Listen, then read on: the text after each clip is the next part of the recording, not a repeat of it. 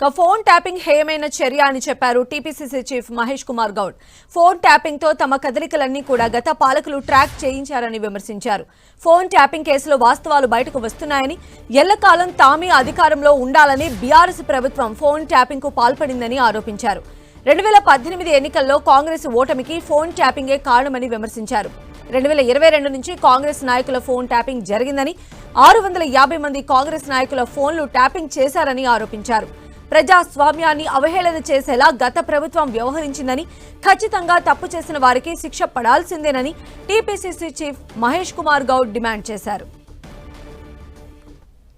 ప్రజాస్వామ్యబద్ధంగా ఎన్నికైన ప్రభుత్వం ప్రజాప్రతినిధులు, రాజకీయ నాయకుల యొక్క ఫోన్లు ట్యాప్ చేయడం అనేది హేయమైన చర్య, సిగ్గుతో తలవంచుకోవాల్సిన చర్య.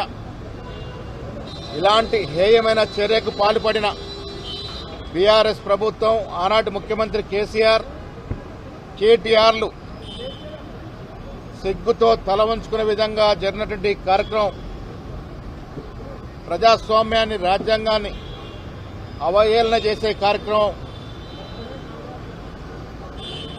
ఏ రాజకీయ నాయకుడు, రాజకీయ పార్టీ ఉండకూడదు, మేమే ఉండాలి శాశ్వతంగాని ఒక చెడు ఆలోచనతో ఇలాంటి కార్యక్రమానికి శ్రీకారం చుట్టినట్టుగా అర్థమవుతా ఉంది.